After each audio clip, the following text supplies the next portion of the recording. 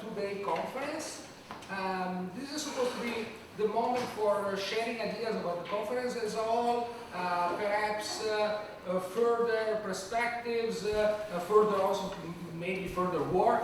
Work is a kind of a bad word to utter, but so basically to do that, Professor Daniel and me have prepared 5 questions. I think we would be happy if we can address 3 or 4 because of the usual matters of time. Anyway, there are supposed to be very general questions that everyone can engage. And the first one is, why historians who are not in the field should be interested in Jewish foodways? So the very rich case studies that you have provided, actually in different historical contexts, different parts of the world, can be important for broader historical debates. For example, why Renaissance historians might be interested in the topic of Jewish foodways in Renaissance Italy, or why the medicalization of Jewish foodways in Eastern Europe is important for the history of medicines and science. So what kind of new ground maybe the study of Jewish food, historical study of Jewish foodways can offer to other scholars? I think let me say something autobiographical. I work very much on Italian American studies, which of course is a very small subdiscipline, but I'm very fond of that the kind of research that I've been making, of course, because I think the experience of Italians in the United States during the 20th century can be helpful to address, in fact, very important issues about modernity, mobility, community nation-making, the study of race, and so on and so forth. So basically, this is the idea. So I don't know who wants to start, or we can make... Could I just jump in and just say there's another way to twist your question, which is, in a sense, your question, which is, why would somebody not studying Jewish history be interested in any of the things we had to say? On the other hand, we could flip it also and ask, why would Jewish historians who say, I'm not interested in food? Food, what kind of topic is that? How is what we did, would that push them to think about their work in new and different ways? So it's 2 scholarly communities, or in fact, maybe others. So,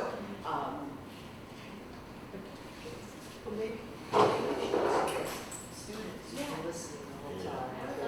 Certainly you all should definitely jump in. Yeah, you've been listening for 2 days, so we'd love to hear from you too.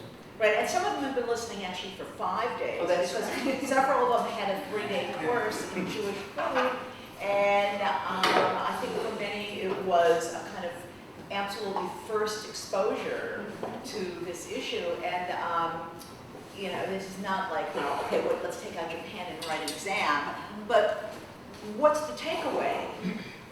How does knowing this impact the studies you have here on food and culture, and how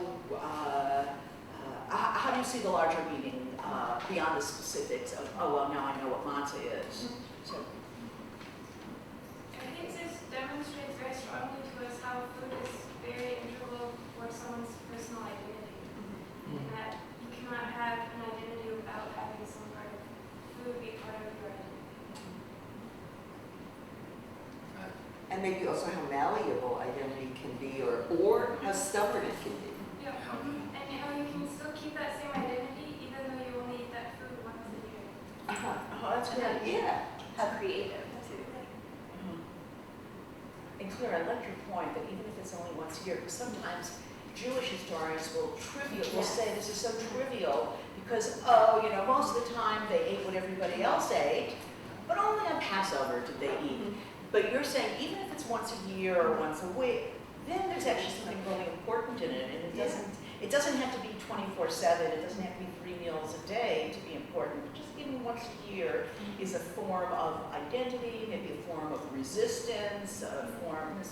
You know what struck me, from all your papers basically, how flexible the Jewish culture of food is. So it can be something very straight, something you have to invest a lot of your time, something very dividing you from all other people, or something much more adapted to your own needs, I would say, and your experience, the circumstances and the context you live in. So I think it is also important because it is that flexible.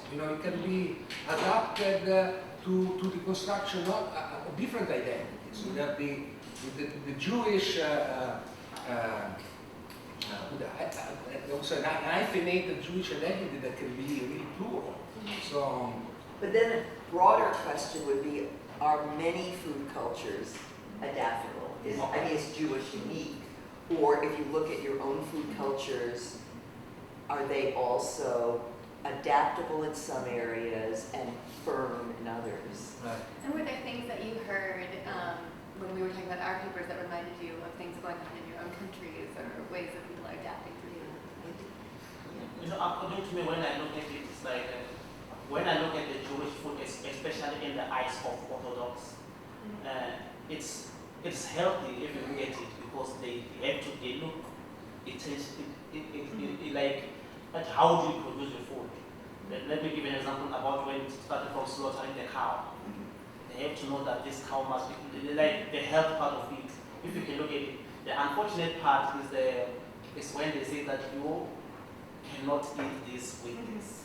But their system of how they prepare their food, how they want their food to be done, is, according to me, is very much healthy. That's why I see it. I'm not sure I agree with your observation that Jewish food is flexible and adapted. I think that through all the lectures and through history, can you hear me? This dietary law was the pillar of the whole story.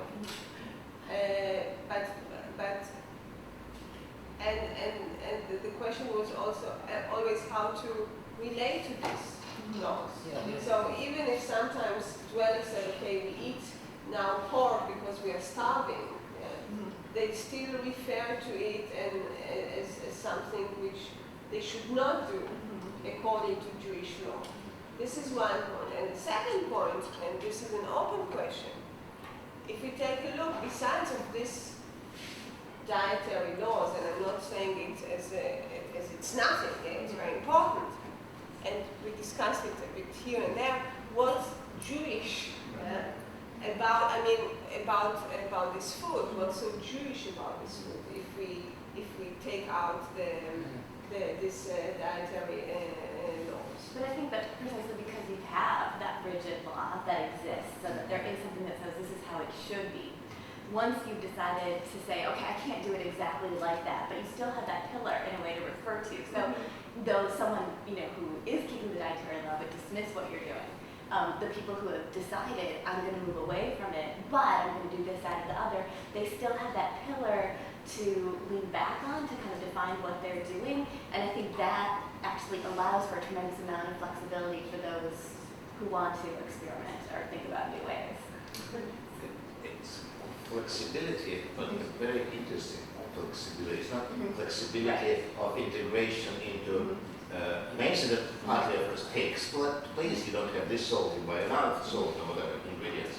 But it's also a reshaping the Jewish identity significantly in new place. For example, as you create, you discover specifically Sephardic, that is quite different sub-communities, or the Middle Eastern also very significantly mentioned that they became Hemenites only in Israel. Yes, it is significantly.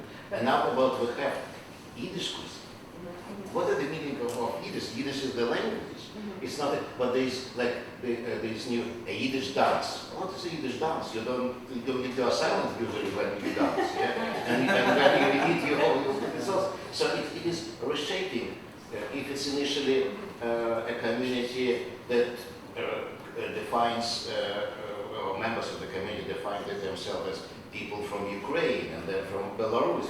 So a generation, a couple generations later, they become just Yiddish. Yes. Right, and in a way, I thought the clip that you showed. Yes, yeah, and then, you know, in the word, which is not exact, I want to go back to flexibility, Okay. because I do think it's the right term.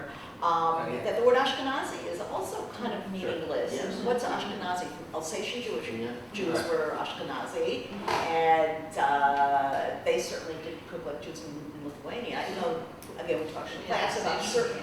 I'm sorry? That's right, right. There's a, and there obviously are some similarities, but Ashkenazi is a concocted term also, maybe in the eyes of Sfaradim. Right. But I think the flexibility doesn't mean utter boundlessness, but flexibility is how within boundaries, within, you know, boundaries which are more or less rigid, okay, how much space at this time, this place, do people give themselves to move around and reconstruct? And certainly there are going to be individuals, at, you know, more or less at various moments who are going to say, look, none of the boundaries matter. I'm, in a way, I'm not Jewish. Okay, and that, you know, that's fine, but, you know, but within that those boundary zones, how much wiggle room, to use a pretty colloquial expression? No, there was, I think we cannot understand why laws that were written several thousand years ago in a completely different environmental, economic, material context are still very much important today in completely. But the tension here is between, so how much commonality is in there in Jewish, right? This is a question of what is Jewish studies to some Right. extent. Are Jews unique in some way, or is this category completely constructed? Is the Yemeni experience so different from the Polish experience that there's no point in putting them in this Jewish category? Well, that's why I think, I don't agree with Raquel, but that's why I think that the laws form a kind of basis. And what I said in my paper was they were observed more in the breach by the late 19th century than in the reality. But still, there was, you just said that also, there was some kind of relationship. I don't eat kosher. That's still a relationship, right? I don't follow the laws. I eat bacon, but I don't eat pork. Right. So And there's that makes no I sense, eat a right? little thing of pork, but not a big hunk of pork. And it's a great example too with on the Lower East Side where there were so many Jews living, but there were all different kinds of ideologies, and one of them was a kind of anarchist ideology. And what they would do is on Yom Kippur, the Day of Atonement, they would eat and they would have parties. But they were, in doing so, they were still showing the broader neighborhood's adherence to Jewish law, that they would have their big celebrations on a Jewish holiday, even though it was in opposition to that holiday, they were still marking the calendar. Yeah, so we're talking about here about, so to say, and I'm sorry to use these bad words, neo-colonial and not post-colonial moves regarding, namely they're still playing in the same playground. Yes, yes. For me, what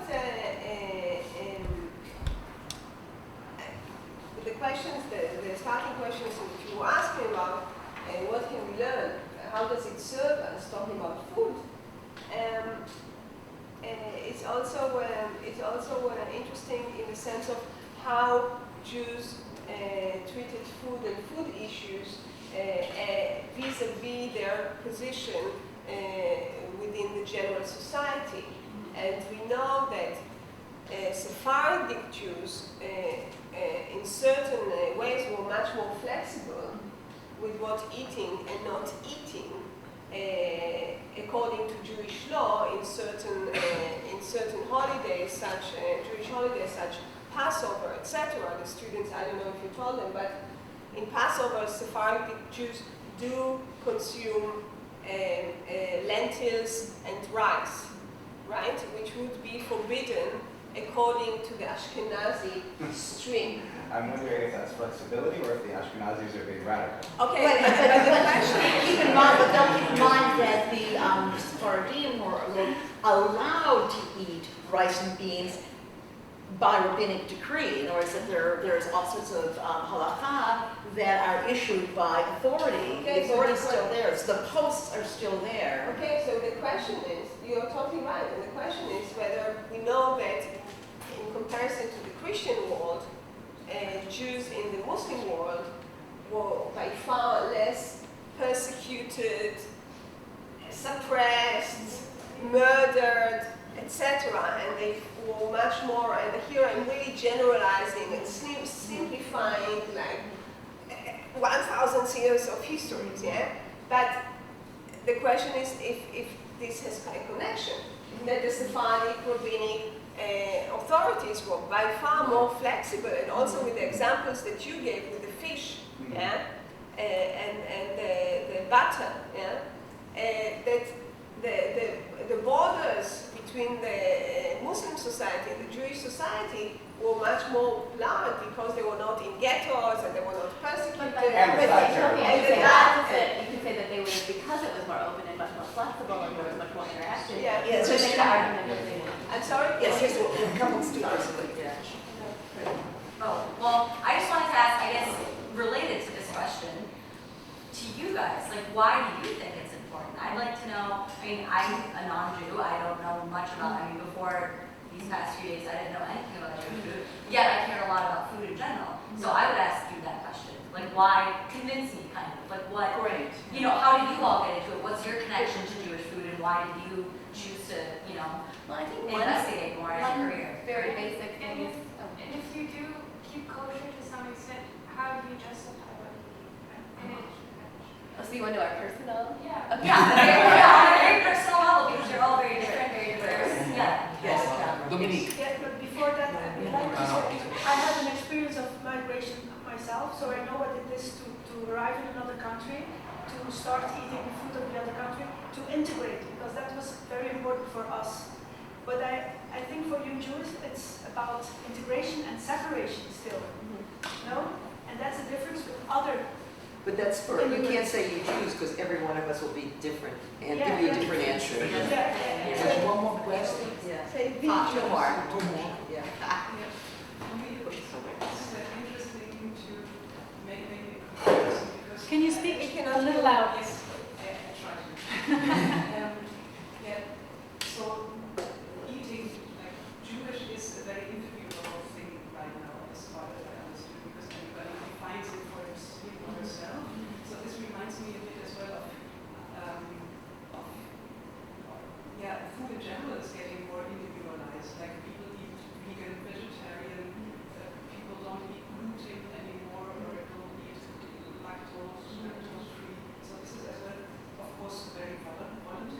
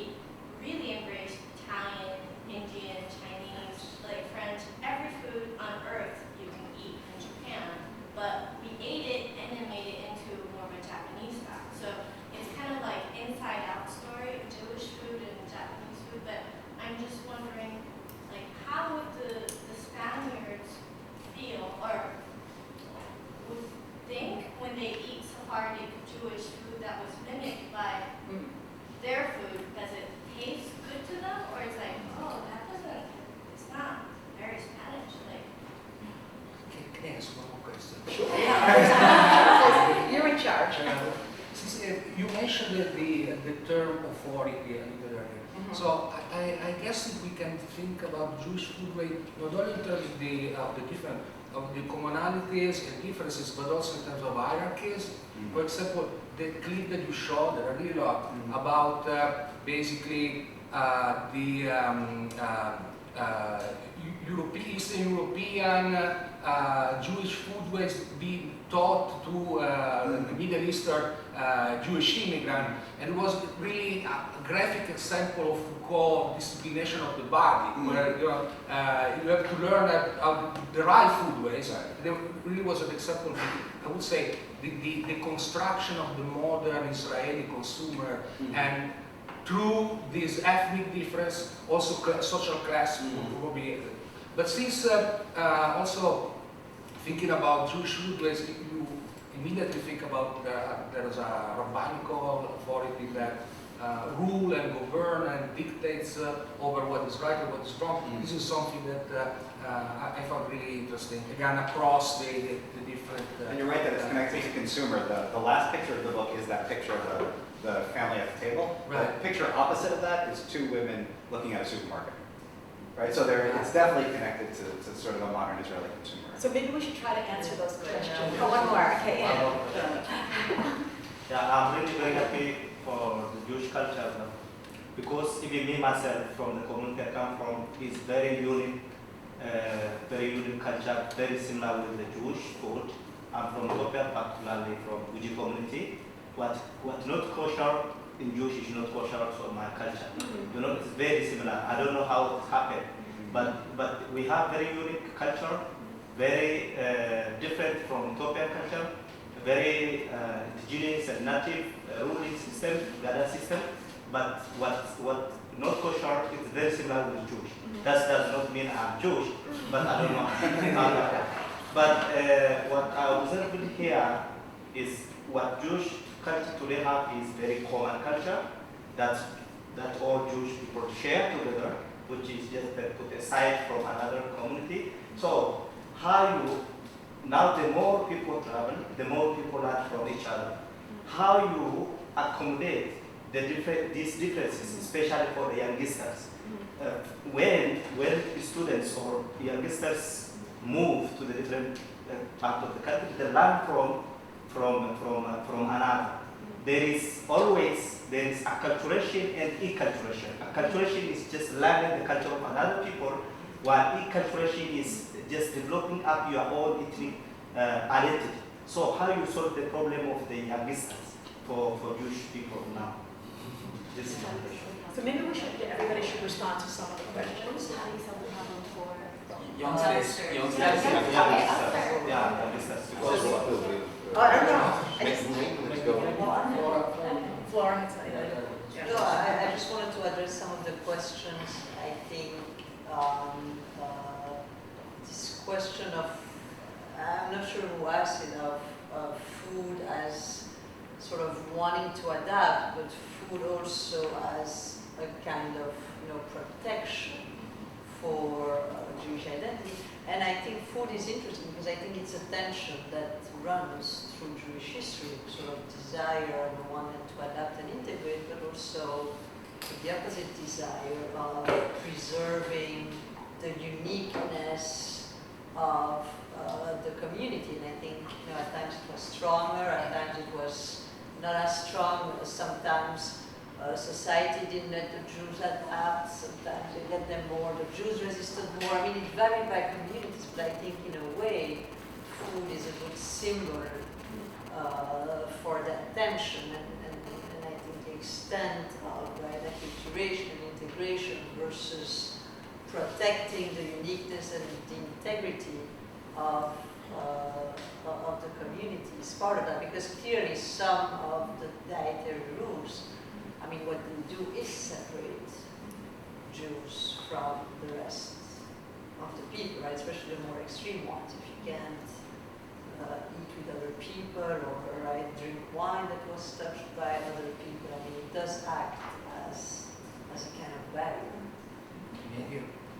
I want to pick up two things. First, picking up from what Flora said. So your question, which I think is the really important question for this university, is that to me, Jewish food cultures are an interesting example of other ethnic or religious food cultures. And so it's partly anthropology and partly sociology. You begin to think about different groups.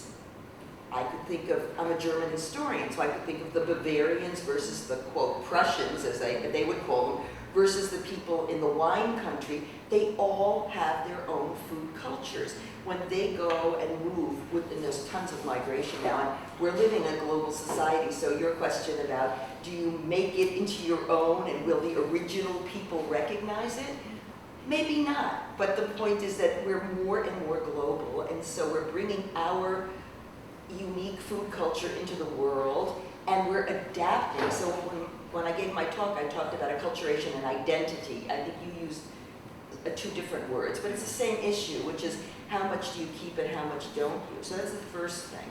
The second thing is, I think there's a misconception in the room. I could be wrong. I think the misconception, and here's where the personal will probably come in, is that Jews maintain these food cultures throughout history in this room and today, and therefore some of us are still separating ourselves from others. I've said earlier that a very small percentage of Jews in America are Orthodox, so most Jews are not Orthodox. Personally, when Hasia originally invited me to the food conference, I said, I don't do food. And she said, yes, you do. You write about food in every one of your books. And I realized I do daily life history. Of course, you can't do daily life history, any of you. You can't study as an anthropologist or as a nutritionist. You can't study this without understanding food. So to that extent, this conference could be easily, I would think, generalized into daily life history, into anthropology. Personally, I'm not kosher. I've never been kosher. As I said in the paper yesterday, my mother wasn't kosher. My grandparents were, sort of. They ate in our house. So there's that public-private dimension. And for the last 25 years, I've been a vegetarian. I don't eat red meat, and I don't eat pork, so it wouldn't, although I love bacon, but I never ate pork anyway, so it's the same kind of thing we talked about, where you make your distinctions, a little strip or a big slab. But it's not, I'm not connecting to kosher at all, except insofar as I'll respect friends who will come to my house and, I wouldn't serve them pork because I don't eat it, but I would be careful about what I serve. But they would have to be able to eat on my plates, which touch milk and touch meat. If they can't eat on my plates, then I'll meet them in a restaurant for coffee.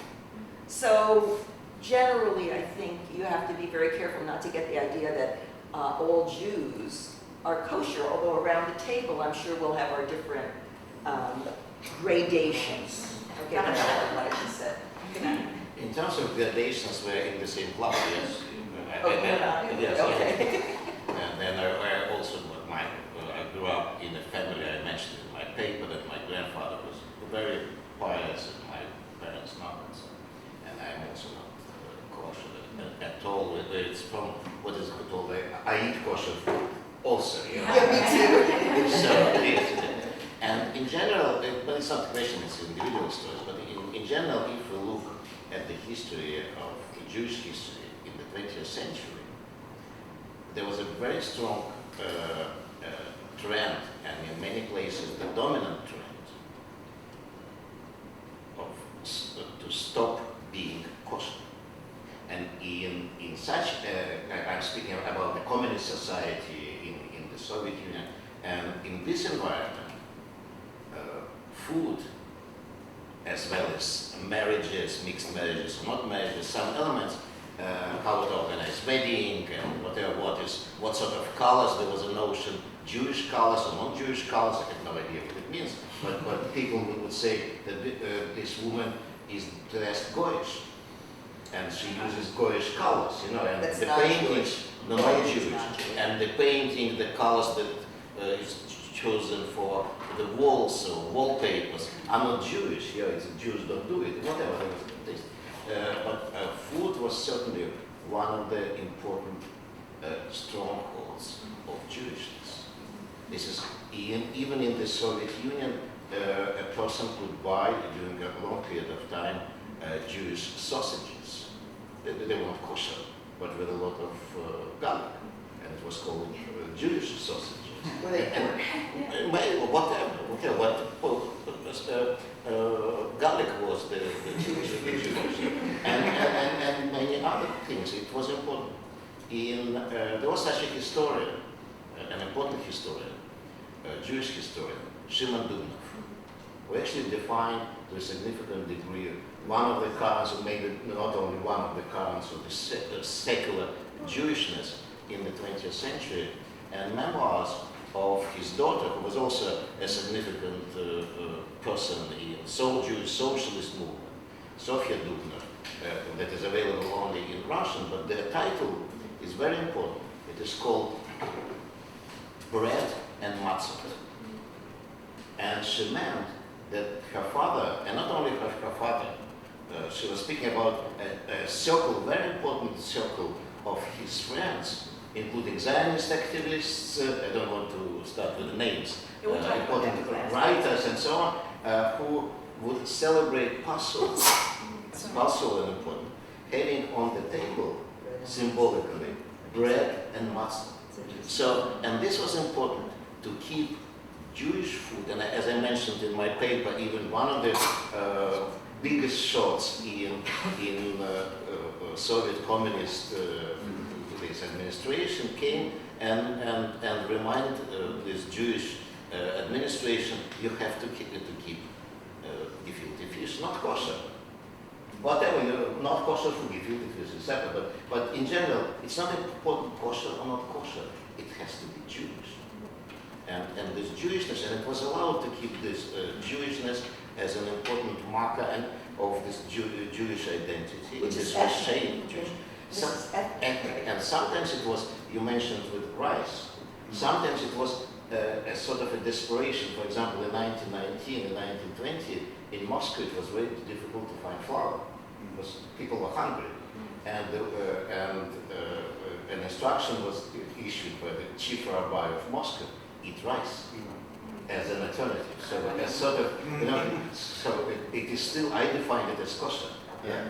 It is good. So this is what we can, I believe that for a Jewish historian, for any historian, the issues of food is an important marker. This is really what is going on. There's a comment on this, right? Yeah. Difference. So throughout the conference, I got a strong message to the Jewish population. Food is very, very important. But my other question is, which ethnic group doesn't consider food as important? Like, That's identity.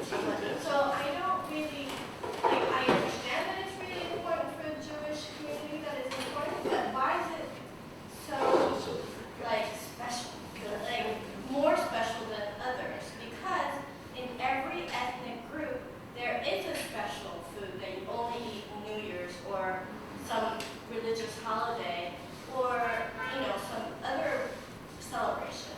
And there are other rules that you can't eat certain things on a certain day and on a full moon or whatever.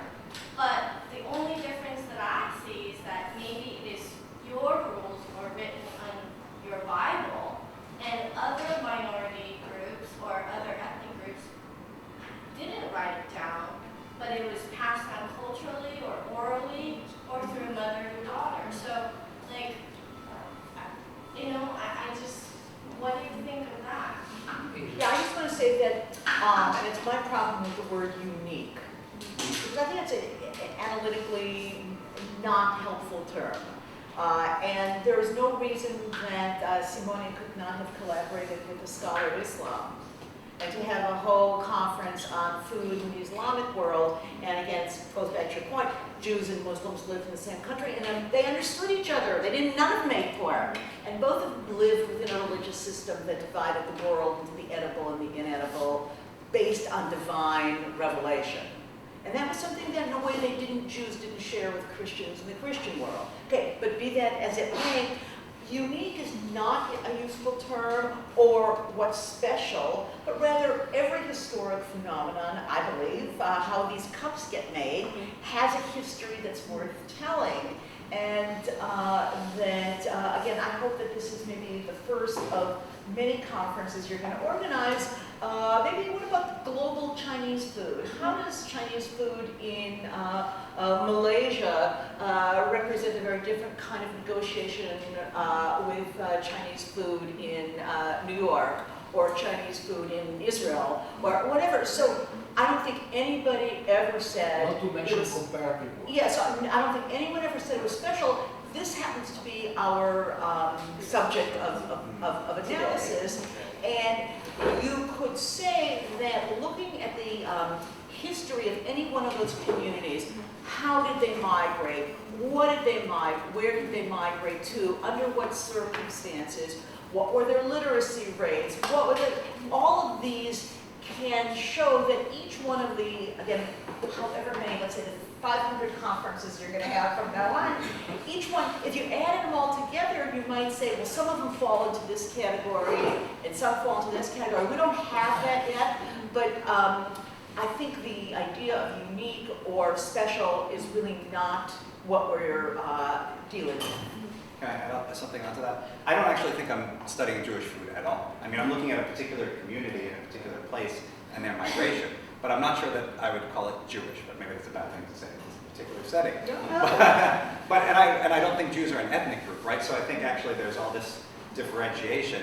And maybe if you replace Jewish with Christian, it would be absurd, right? Is there Christian food? So maybe the part of the category is problematic.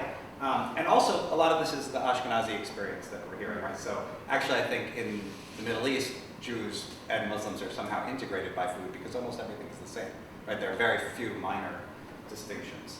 And just one other thing I want to say, I'd be very careful of the word emulation or copying, right? Because today I happen to be, and a lot of us happen to be talking about migration, but before that, Jews were in Iraq or Yemen for thousands of years, right? So they weren't copying Iraqi or Yemeni food. That was their cuisine, right? So, There's Mr. Matter. I would disagree, and I would say it was very unique and special.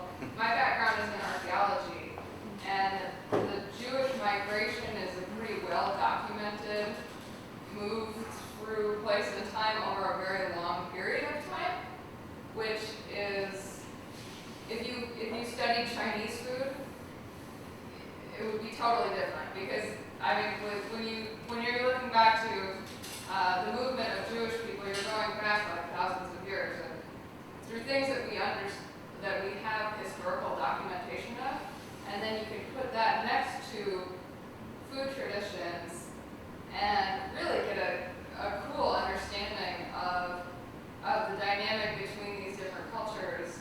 So from an archaeological perspective, it is very special and very unique, and sets a really good example for looking at how we can use food to look at social patterns.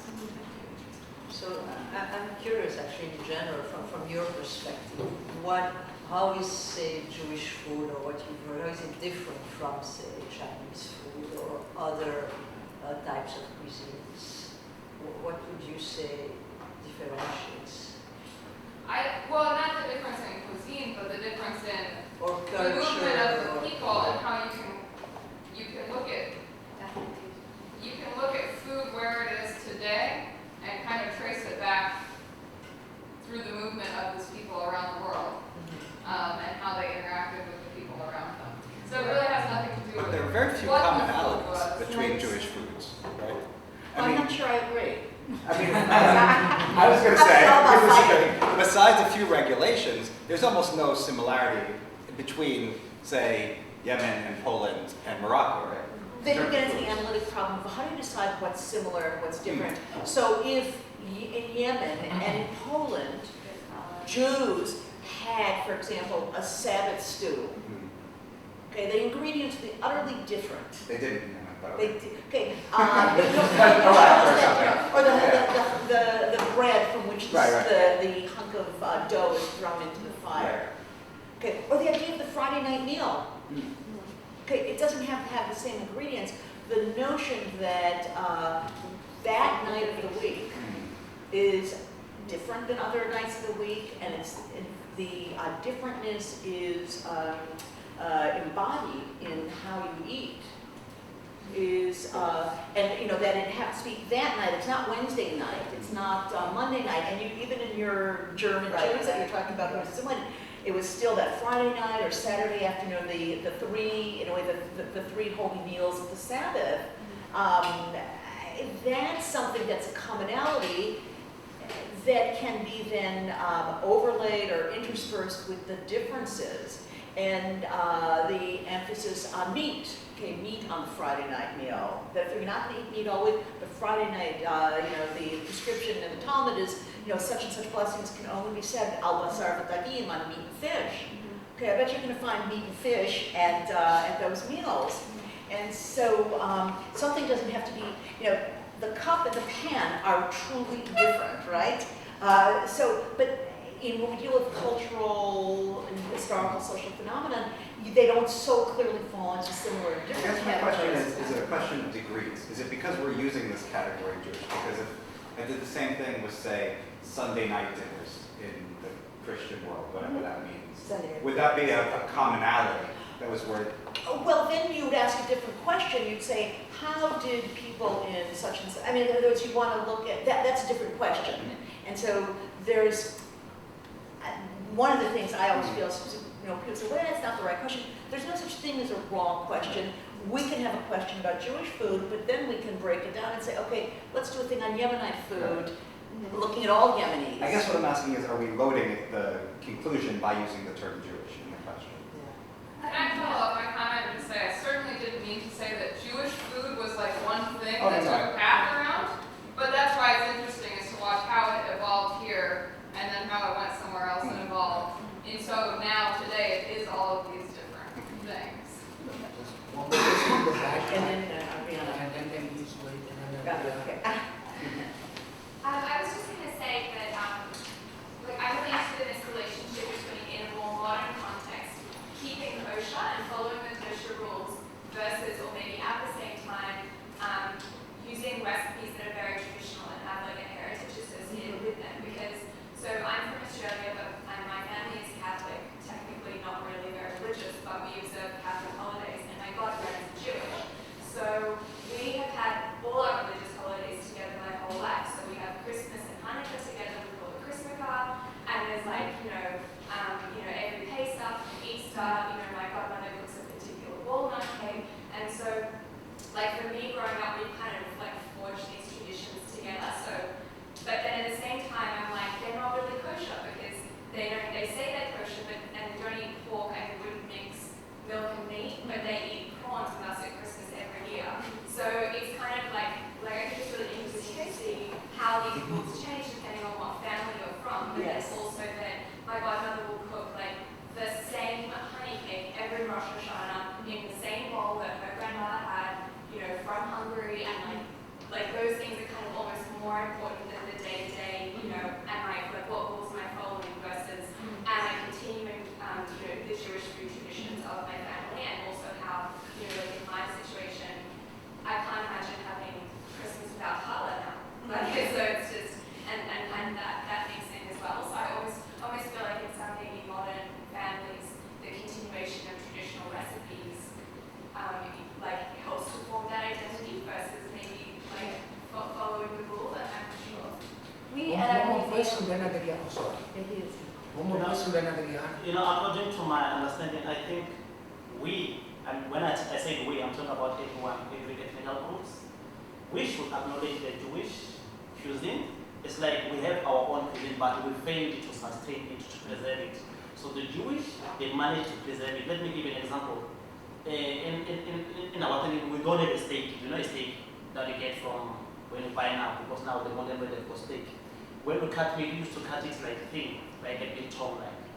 So we fry a lot, but nowadays we are following the steak method of eating, like you eat big meat, like, but we used to eat like, it was something like they cut into pieces, then we eat. It was our tradition of eating. So unless now, because like there was much up to the trend, I would say, if you can tell people to change, to go back to what they used to do, they will kill you. So for us is to learn, and like my colleague said that about individualism. Like I'm also afraid when I go back to South Africa. You know, South Africa we place too much junk food, but since I came here, I'm changing. I don't know whether I'll be able to adapt to the way we eat in South Africa. You know, it's like we have to look back to how do we eat as like us. I also know that America didn't born with beggars like they came now. Also, we must also find out what was the cuisine before and how healthy was it. But the Jewish managed to preserve it, but we don't preserve it. We're just going with the new world, the beggars, the fries, everything. So that's why I say my argument is that we all have our own, but we don't preserve it. I sort of going off of some of the ideas. I think that it is also important to think that food doesn't exist outside of the people who make the choice to use certain foods to mean something, right? That the meaning is not in the food itself, but how people choose what is it that the authors of these cookbooks decide to define at that particular point in time as Jewish modern food in Argentina, including a piece of steak, which I don't know if you ask me, what is Jewish about a piece of steak? Except for the fact that she decides that this is something that, at that particular moment, that meaning assigned to food is also a conscious decision of people that are cooking them, that are deciding when not. So there are some guidelines, there are some, but that there's people behind that are making these decisions, that the food in itself, right? I mean, the food in itself doesn't exclusively, right? And the steak might be Jewish one day and not another. Right. Or So the if context I of get, what you're eating, like today, if I go, I might feel not to eat Jewish. I want to eat Argentine food. So what would I choose? If I'm saying, all right, so I'm feeling, I'm missing home, what would I choose? So it is a choice that today might be Jewish, today might be Argentine, right? So that's the other thing, right? The person behind, the food, making these, assigning meaning to these food. And there are multiple people involved in the assignment. Right. So there's the woman who's the redactor of that cookbook. Right. Right. And then there's the individual who like use looks it at and it says, and I'm doesn't not say no. making Right. that, or I'm making that, but I'm going to add cinnamon to it. Okay.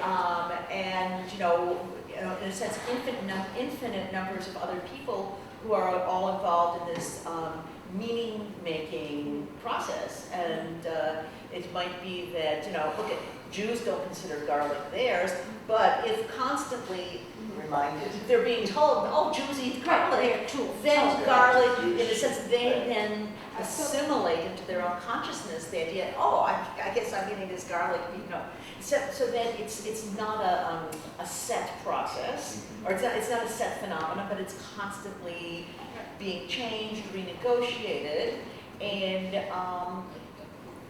I would be interested in understanding how much the marketplace is important also in that. Can I? I guess that any. I think just what Christina asked a really fundamental question, and I think that again, why is food important to us? And people have answered that, but just to piggyback on what people have said, another way of looking at it is that I think a lot of us are using food as a lens. Right, food is a lens on society. I'm not interested in making Hinda Ampanitsky's recipes. I'm not going to sit down with that cookbook and make that food. But I think it's this idea that this becomes a window onto larger things. In most of Jewish history, most Jews did not study Jewish law. Women didn't study Jewish law in most periods of Jewish time, and Jewish era young children didn't, and a lot of men didn't as well to a full extent, but all Jews ate. And I think that when people, again, use food, you get this lens on daily life, and that's become, I think, all the more important in the modern era, where people's identities have become much more complex, and that food becomes a window on the complexity of identities. And you can talk about that in many, many ways. In the time period that I spoke about with regard to Hinda Ampanitsky, in 1908, a Yiddish newspaper published an article about mixed marriages. So my guess right now, if you ask most people in America and the Jewish community, what does mixed marriage mean? They would say marriage between a Jew and a non-Jew. But in this context, what it meant was marriage between a free thinker and a religious person. A free thinker would be someone who is a socialist, perhaps, or an anarchist, someone who decided, I don't believe in religious I don't believe in a God, I believe in a different way of kind of saving the world that is created by man, that has to do with Marxism, it has to do with something else, right? However, what they were saying is that these men, when they married, wanted to marry, this article said, wanted to marry women who were pious, who were religious, because they knew that they were the best mothers, they knew that they were the best housekeepers, they wanted them to make the food that they liked. I mean, it sounds totally crazy, but this is documented, and I don't know that it means every single person, but the fact that you see this, I think, shows the complexities of modern identity, and I think one thing that we failed in this conference is that we did not have one that focused on, today in America, for example, because what you would get if we did a study on how Jews define their identities today through food, you would find that the majority really do not keep kosher, and the vast majority do not. And those that even say they do wouldn't, it would be a matter of discussion. So for example, in my home, we don't eat milk and meat together, I only buy kosher meat, we don't eat pig, we don't eat shellfish, but my husband is not Jewish, right? So there's this really, and he's adopted all of this, and my daughter goes to a synagogue and goes to Hebrew school, and she came home and she said, Mommy, no one else keeps kosher. She couldn't understand it because to her it's so fundamental. So I'm just giving you all of that to give you a sense of the amazing complexities, but then again, how food becomes this window onto it, and not just this time period, but many time periods. So I just wanted to pick up on marketing. Okay. To say New York being such a multicultural city, when I go to eat to restaurants with friends like diners, which are very popular for lunch, my non-Jewish friends almost always order matzo ball soup. I don't like matzo ball soup, so I don't order it. But they're not Jewish because they order matzo ball soup. They eat blintzes. On Passover, my mother would always give our next door neighbors matzah. They liked matzah.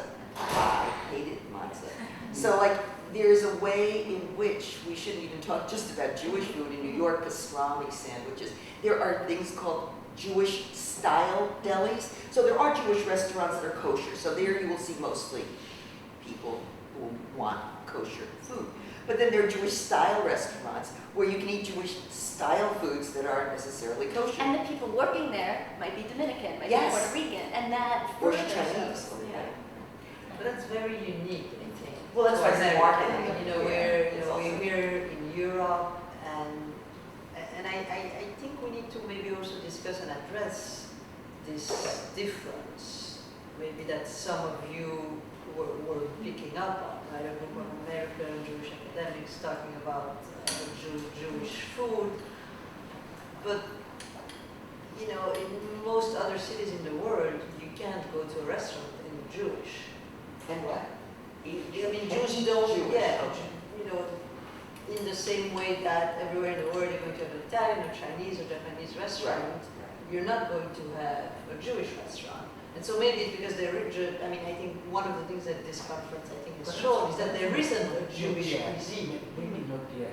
Maybe it's coming, but one of the things we've struggled with is actually what is Jewish cuisine, right? And everybody's given widely divergent answers. Yeah, maybe I'm not talking about uniqueness, but sort of, I'm trying to more talk a little bit to some of the questions that I've heard, and that I'm interested in hearing your perspectives as students of food and food culture. Is there maybe a sense that Jewish cuisine is maybe less accessible or different, or mostly religious versus other cuisines that are mostly ethnic? Yes. I'm ethnically Japanese, but I grew up in New Jersey, and all my friends are either Indian or Jews.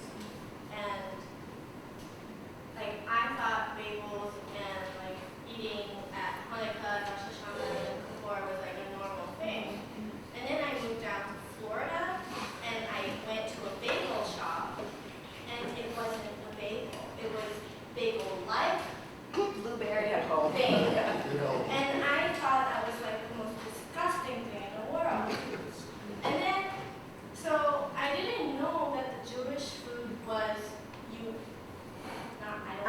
meat, but not Geographically as specific. prevalent in America because I thought it was the norm.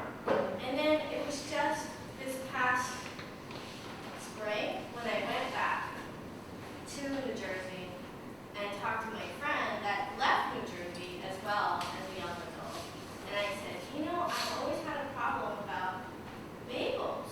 And they're like, I know. I didn't even know that bagels were so tri-state food that when you eat something that is not a bagel, that's a bagel out of the tri-state, it tastes like garbage. And so I know for sure that Jewish food is a very localized food that is available in the States, in the world. And also,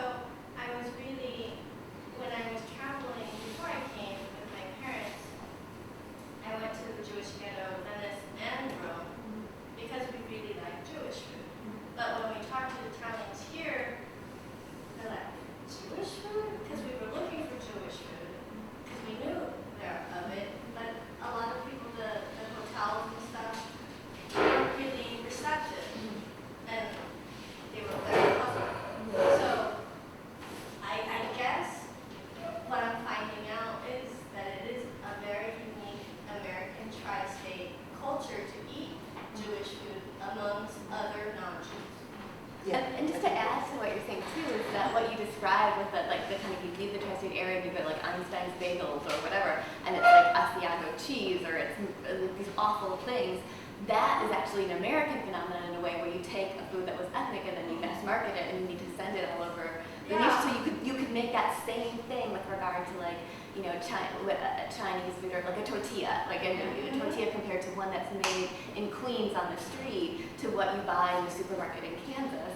But that's part of that kind of Americanization of an ethnic food for mass market. Or like, it wasn't even boiled, and people didn't even know how to boil. Like, you have to boil a bagel before you bake it. Like, that's how you make a bagel. Yeah, again, I think that, other than your statement, it was awful, that these are so culturally constructed, and so that nothing stands still. And so, you may have a very New York view of what a bagel is, but, for the bagel you eat in New York bears no resemblance to the bagel you would have eaten in 18th century Poland. Okay, and so if we could bring out of the grave some 18th century Polish person and bring them to Kosar's, they'd probably say, what is this? And so that, in a way, part of a living tradition or a living phenomenon is that it moves, changes, it's that flexibility, it's within, what's the boundary there? It has to have a hole. And, but I would, to go back to this question about meaning, you said yesterday that a bagel is people think of a Jewish food all over the country. I guess I would disagree. Like, I think there's people eating in a chain bagel store that this is a bagel. I don't think they think of it as a well, I guess that would be a way of studying that one could do.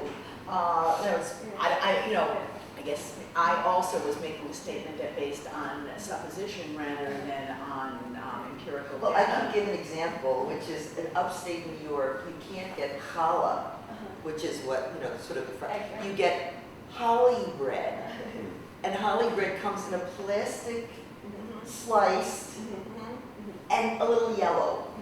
So people who are eating holly bread don't have a clue that this is as close as they're going to ever get to what New Yorkers today might think of challah, which is different from the other challahs that have been made all over the world. I don't want to sound like a broken record, but for something to be Jewish food, does it have to be recognizable to all Jews or to a small segment of Jews? Because I would say a bagel is recognizable to, let's say, 50 years ago, to a certain group of Jews as Jewish food, and kube or, couscous would not be recognizable to those people as Jewish. Okay, but on the other hand, when Spanish Jews came to Amsterdam and they met Polish Jews, they probably looked at the Polish Jews. That's Jewish food. Right. So that it's this constantly shifting definition, and if we want to think about, and I don't know if this isn't about marketing, if we want to think about the U word, the uniqueness, it may be one of the elements of this uniqueness or this very specific history is these constant encounters. The constant travel of both people and food and ideas and law, encountering others, other Jews, others, multiple others, and redefining, and in a sense, feeling it's important to even ask, just asking the question indicates that there's something there. So on marketing, there's a recent book by a legal historian on kosher supervision, and I forgot the name of it, I reviewed it.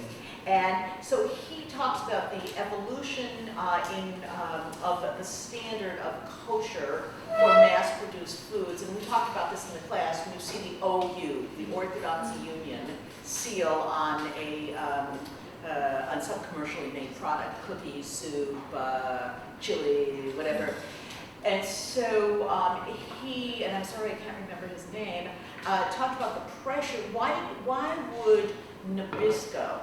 Okay, we talked in class about Oreos. Okay, why would Nabisco at some point say, we're going to take the lard out of our cookies and put in vegetable shortening and go to the OU and ask for a seal? Now, Marion's right, probably maybe 10 to 15%, and I don't think it's just Orthodox who keep kosher. No, of course, I'm not Orthodox.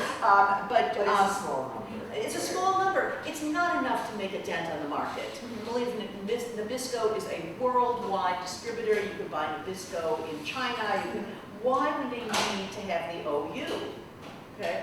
And the answer is that there are large numbers of Americans who think having kosher, having the OU on the product means it's cleaner, it's fresher. They even think it's healthier. Well, it's obviously the same unhealthy cookie full of sugar and it's also a very tasty cookie. And so that there's a conceptualization. So the marketing is really important. That kosher private regulation. Yes. Yeah, Leighton. It's the same recently in Germany when people buy bio, they prefer to buy bio food, which is also kosher because then they know it's supervised and they won't be cheated. Yeah, so, and that is, this again is book by Litton or Leighton, and what's the exact title? Kosher private regulation in the age of industrial food. Yeah. Who's the author? Harvard University Press. Leighton, L-Y-T-T-O-N, or Litton, I don't, what's the first name? Leighton or Litton? First name. Oh, first, sorry. Timothy. Yeah. So, Stephen? Timothy. Timothy. I think the marketing is really important. And the marketing was also important for those Jews who care to say, I can eat an Oreo. There was a time when the people who did keep kosher, particularly kids, who lusted after Oreos and said, but we'll never have that in our house. And then suddenly the OU comes in, gives it its stamp of approval, and it provides a path for into, sort of to be in something that several of you said, to be like all other American kids, to be able to take your Oreo cookie and open it in half and take off the cream and then dunk it in your milk, okay? To still conceive of yourself as eating Jewish food and being Jewish, and yet have the same Oreo, and the same was true with Jell-O, and the same was true with all sorts of products that some authority structure said we're going to make it available, so Jews don't have to be complete outsiders. And so is that unique? I mean, I think that it really provides part of the story that I think ethnic food preferences, ethnic food styles, but which are not at their heart, in which there isn't a law that you can fight, deal with, negotiate, modify. That does, in fact, play, I think, an important part. So in that moment of the Oreo becoming kosher, does it somehow become Jewish? You'll then start seeing the Jewish events.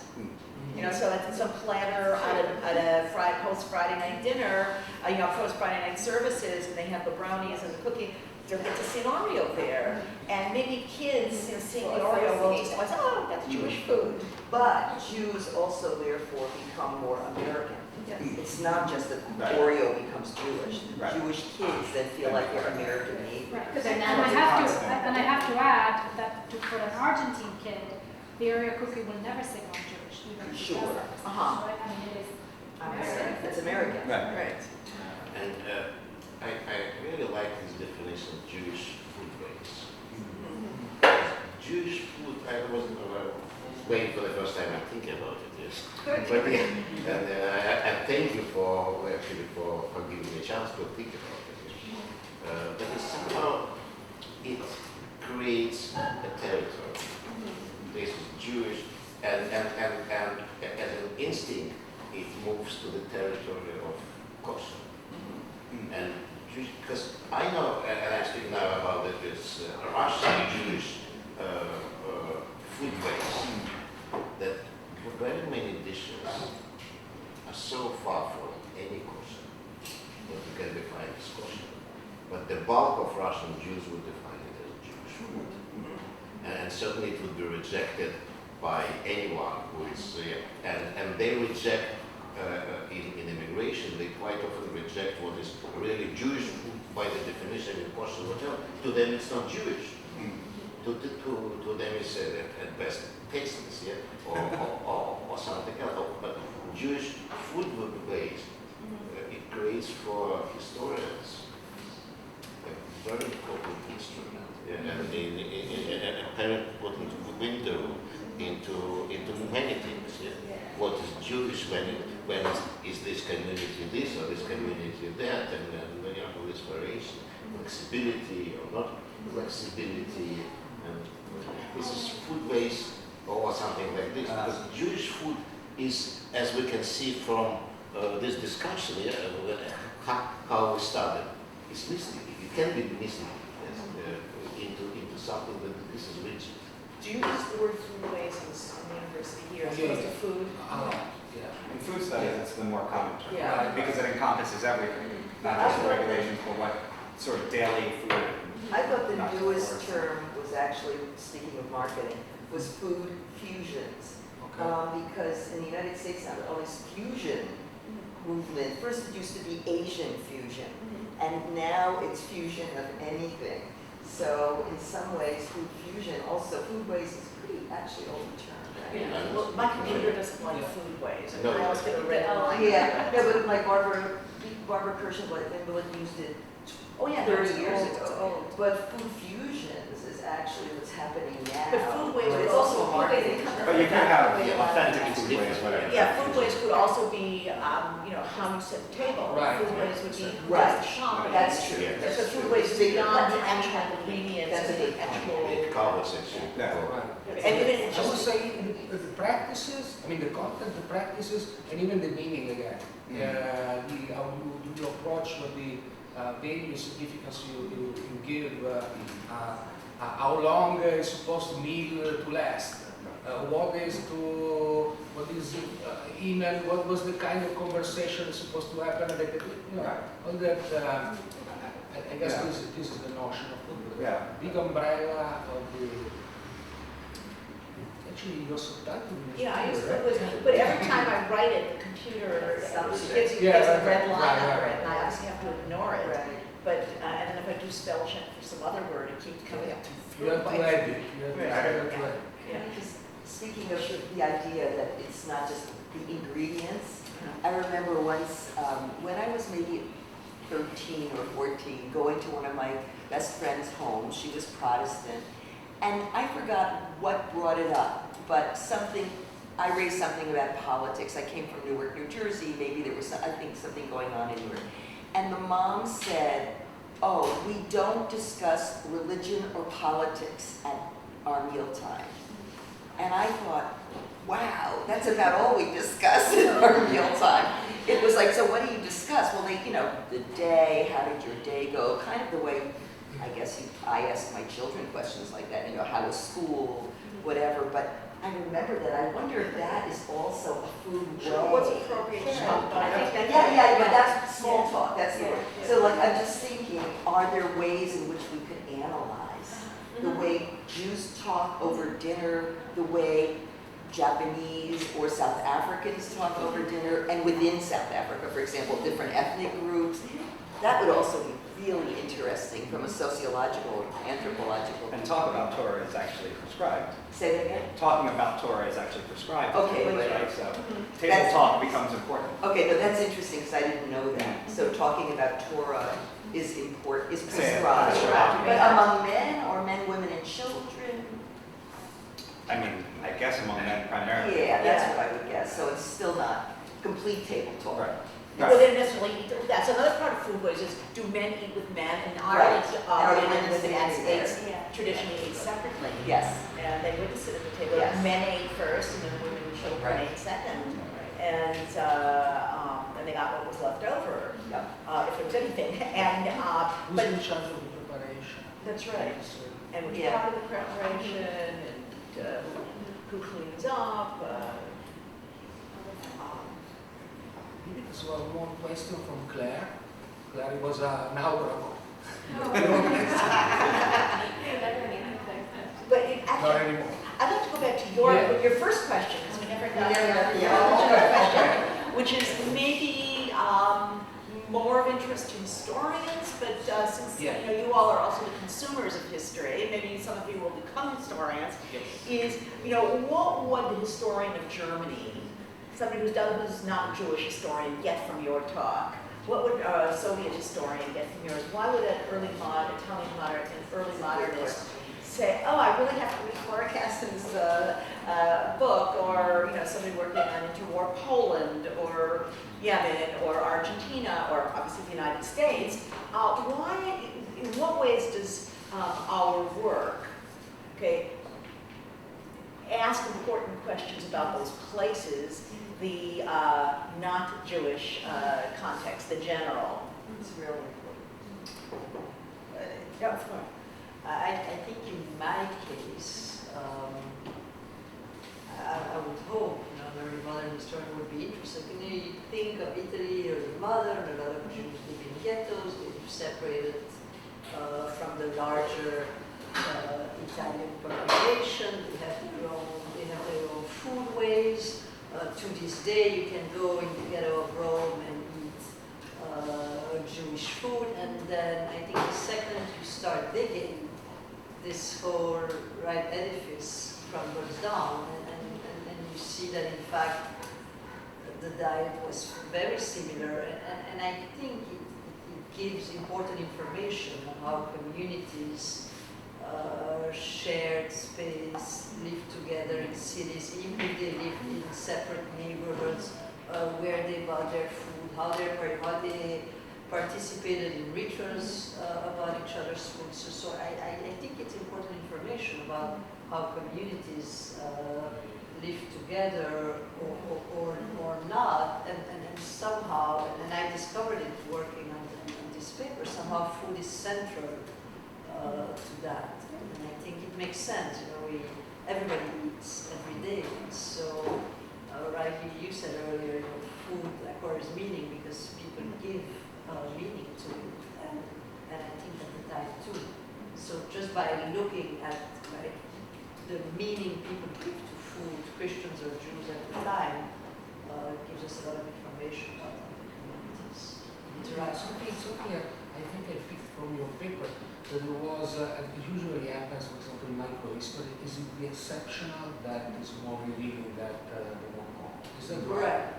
I mean, the woman sleeping, the Catholic woman, actually the Catholic woman,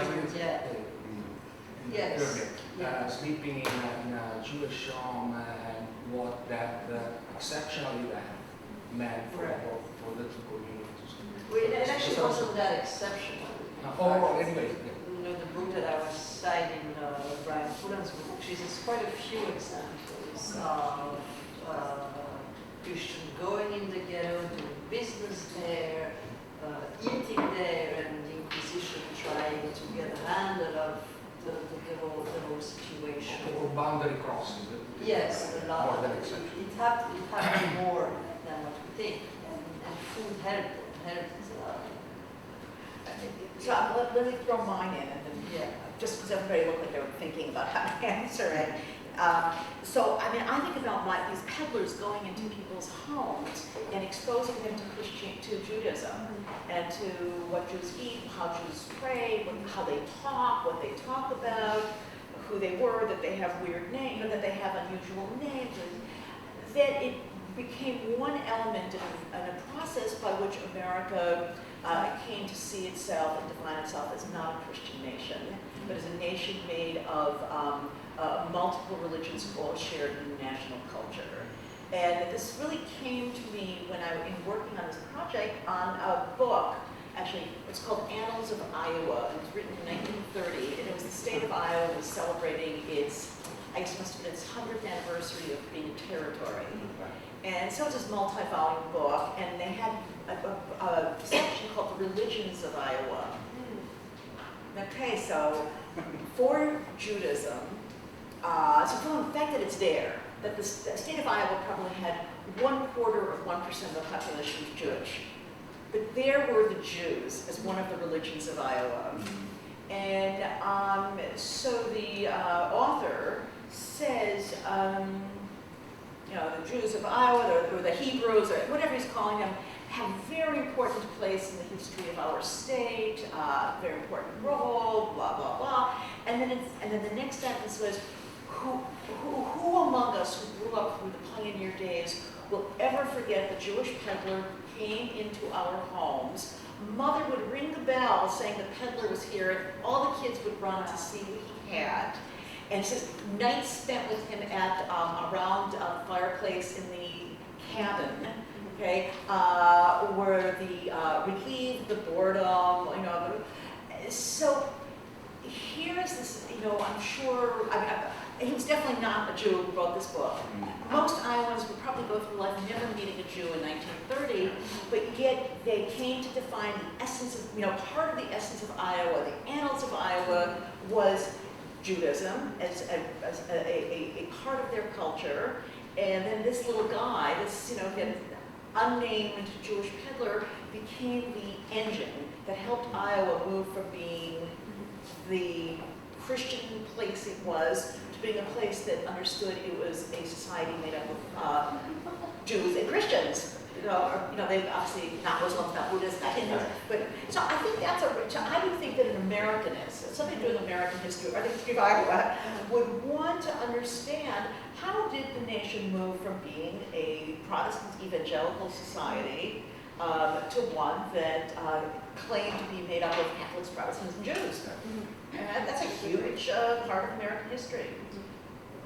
I believe that in the case of research of Soviet Jewish society, and it's a huge chunk, or a significant chunk of all Jewry, food plays really a central role, because it was a very peculiar definition of Jewishness. It was a person was defined as being Jewish in his or her ideas, beginning from the age of 16. The person would be defined in the library card, in a student card, in every place would be defined. Not only the Jewish person would be defined, but any person would be defined as Ukrainian, so over 100 nationality, ethnic groups, and Jewish, and you couldn't change it. You could convert to whatever you want to convert. Well, but it was, if your parents were Jewish, automatically you were Jewish. If one of your parents was Jewish and another was something else, you could choose this something else, but not anything else. And this was frozen for so the question how this society that so rigidly defined your ethnic identity, pigeonhole yourselves, so really, what this society allowed such a defined person to do, because religion was out of question. A person who was religious couldn't find a job. It was impossible. He could find a job maybe for 5 days, yeah, till the first Shabbat, and so till the holiday. So religion was excluded. Was only for elderly people. Quite often, a person was a member of the party, resigned, and would start attending this. Would go to the synagogue, yeah. So the question, what defines this Jewishness? Because if a person is defined as Jewish, automatically you're looking what it means Jewish. And the food played, and I'm not going to go on again, an extremely important role. Just one illustration. My wedding 38 years ago, or whatever, it was at a just regular restaurant, there were no Jewish restaurants. But it was important for aunt called Rivka to produce some strudel.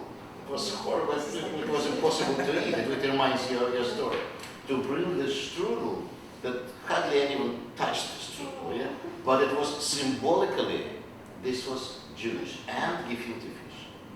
Gefilte fish. So this, to make it a Jewish wedding together with the Jewish music, together with breaking plate, and something else. So, but food was extremely important, and I would say, again, I'm afraid to be unique, but I believe it played, in a sense, a unique role in this very peculiar environment of defining Jews. Well, I think there are two different traditions. On one hand, a Jewish before the wedding, when the mother of the bride, the mother of the groom, they agree on the terms of the marriage. They break a plate. Okay, but also at the wedding, the groom breaks a glass. But today, But in our case, bride it's and groom. Well, it depends. Right. Yes. Well, but just not to say just the groom. In some In our cases, area, it was it's the woman and during the wedding, it was a plate. It was during the wedding, it was a plate. So that's interesting. Again, flexibility. You know, Right. probably since there's no There legal. was a competition who would be first. Right. If it's, Right. to be in charge of the family. who have breaking it. So the Soviet historian has something to learn from this. Yeah, and what I'm surprised, when we write articles, books, quite often I find 5 readers or whatever. But my article on pig breeding and someone translated into Russian immediately. And now I can see in different websites that it's recycled. You know, it is with an acknowledgement, it is my article. But I can't say that I have so many articles so actively recycled, and I believe it's an indicator of importance of an interest. Since just a little more than 10 minutes left, I guess we may want to use these 10 minutes for discuss the issue of publication, actually brainstorming about it, to say more correctly. As I said at the very beginning of the conference, this conference generated a huge, apparently, interest globally. I have been receiving many emails from people, of course, that would not be here, and it seems to be a market for some sort of publication, which I think it would be important to left some kind of a trace of what especially you have been doing in these 2 days. So I think we could discuss about first who is interested, and also let me also say that for this university it would be important to to have again your work acknowledged by some sort of publication. So basically, I think the first question is, would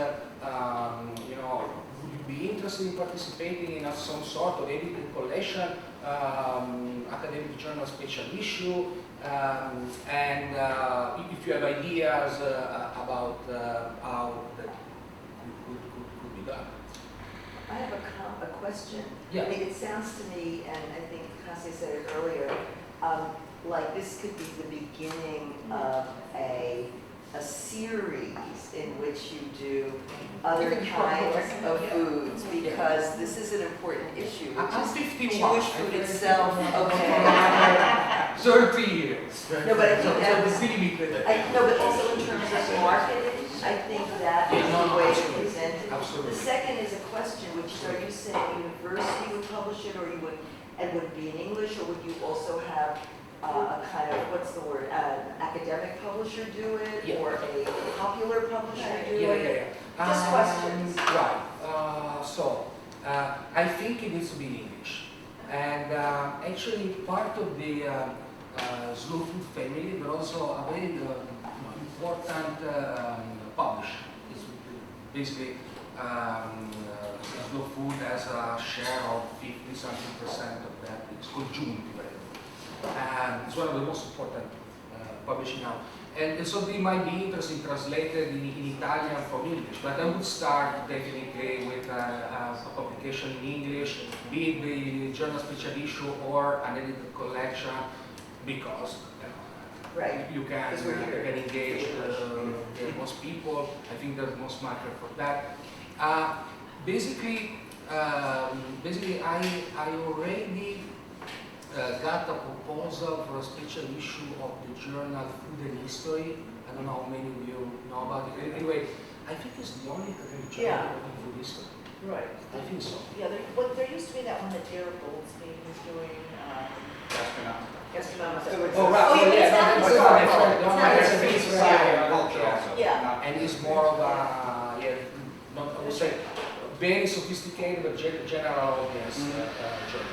There are two most important food studies journals are Food and Foodways and Food Culture and Society. With us, I would say, a kind of an hegemony of anthropologists and sociologists, more or less. A historian are more limited. This is really, I would say, 100% food history. The editor is Peter Scolias, who is a Belgian historian that basically also teaches it. So they showed a very strong interest. But I would say that there might be a market also for a book. At that point, we are all, I would say, well published at this point. And I think a book proposal can really generate.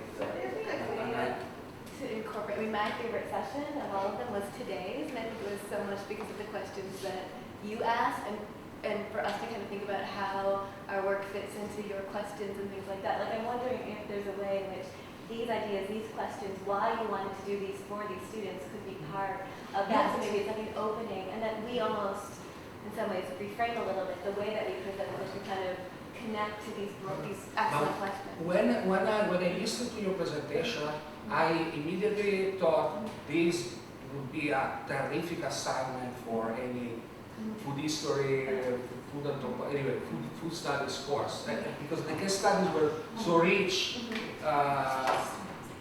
Sure. Maybe ask, I don't know if it was spoken out earlier, but why was this Jewish food conference held now? Is it like a year of Jewish food, or is it because we met New York. No, it just was the stars were aligned in the right places, and they haven't to do it so now. It just fell into place. It just, and again, I think it would be great if, however many years from now, Simone does a conference on food in Islam, or, fill in the blank. It just so happens that we have a connection through kind of Immigration Ethnic History Society in America, and we've met and had lunch together. I believe that it is a topic for a book, because a journal technically is limited. It's how many articles, and maybe for a book there will be a chance, and hopefully will be a chance to invite contributions from people. From other Right. And I'd like to fill in some of the time between Florida. I'd like to. Books are harder to get. If it's in a journal, you just go on JSTOR, you have to interlibrary loan it. I think the less famous and fastest way, and I think better also for our series, the young, inexperienced scholars would be edited volume in journal. Why is it too big, isn't it? But it's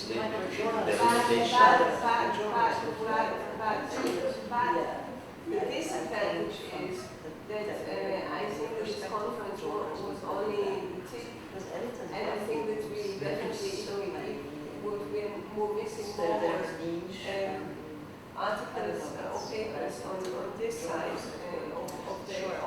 I mean, there was an overdose of Ashkenazi slash American slash whatever, and I think that, and in the book, that has to be that we can invite more scholars to write more about Oriental food or Sephardic food or whatever. And so we're also missing everything from the 16th century until But I can be filled. We can do that in a journal too. no, the journal you can't offer them 12 articles. It's domain. Yeah. Yes, it's usually many articles can. There are still many important gaps that should be filled. For example, I would have expected to have a paper on Jewish food in India, for example. I would be interested in that. Or a paper more specifically, a couple of papers actually touched that issue, but the commodification of cultural diversity in food, or the production of place that happens through Jewish food, helping with other kosherization. Yeah. Or, for example, you also discussed a little bit of that, but how food, for example, and served function for enforcing class solidarity in the unions, for example. I'm just thinking about something that I also a little bit dealt with, something more specifically on women, maybe. This is another topic that you all across time and place. Space. Yeah. But there are many other angles. We can also, also the Israeli is too less represented than Muna as a food event with a political symbolism which re-emerged and was embraced in Israel. Although it's a pagan originally thingy. So it's not yeah. And for exactly. So. I mean, obviously this represented, first, the limitations on our budget, however generous NYU was.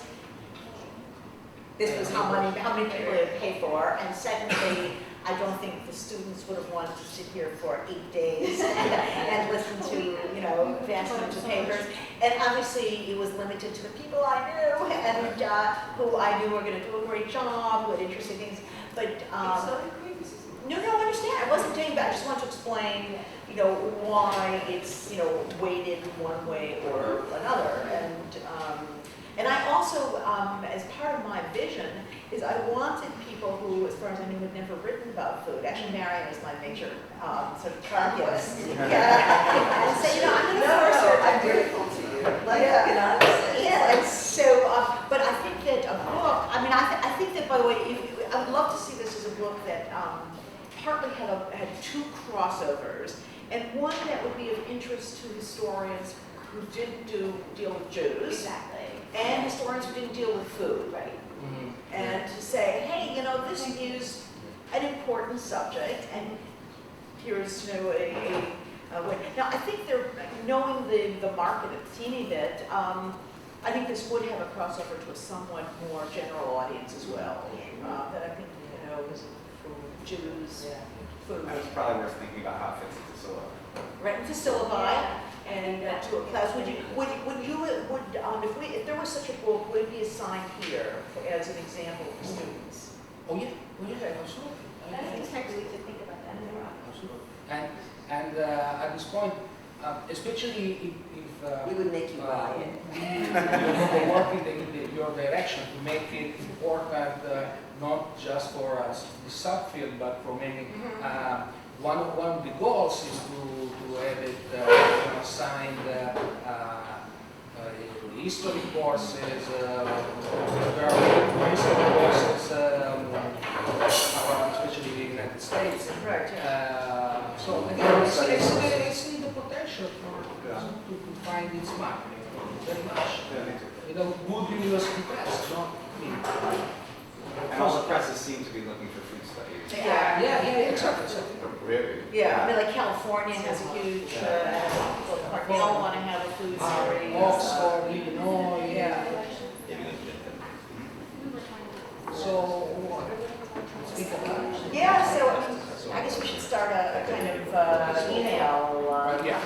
I would love the students, by the way, who are here, to send in maybe your comments to Simone, since he's going to be, just, what would be the things you would like to see in such a book? Some of the questions you've asked, but if you put it in writing, it becomes a bit more focused and easier. Like if you would ask a question orally, by the time you're finished, I've forgotten what you asked, right? And then I may focus on, in hearing it orally, to only focus on one little part of your question. But if it's in writing, I think not I, but we all can actually come to terms with the real issue that you're addressing. And so in a way, you are almost the ideal audience. Okay? People studying about food and who are already, who understand the significance of food, culture, food history. You're our ideal audience. And to be, what would you have liked to hear that you didn't? Or what are questions that you still have? Or suggestions you have for how we can present in ways and kind of structure our material in ways that are really, really helpful for you? I think that. So don't be shy. Are you leaving? Oh, okay. Standing. Getting out. The next. I think, yeah.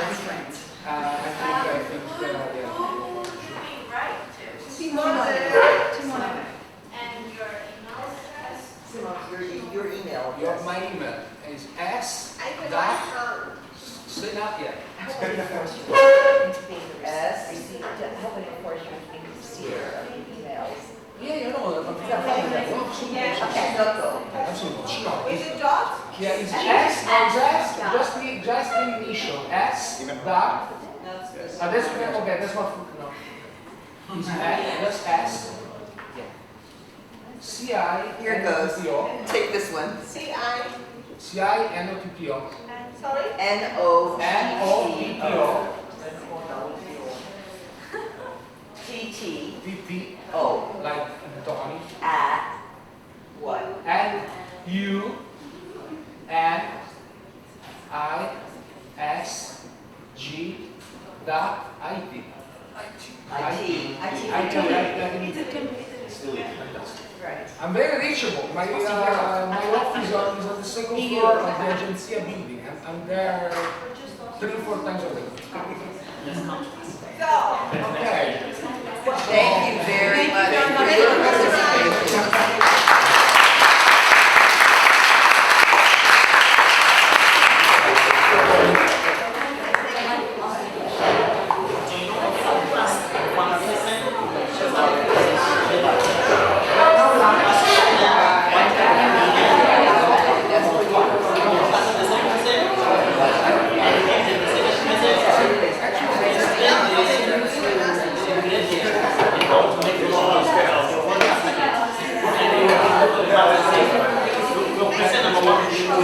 Number one.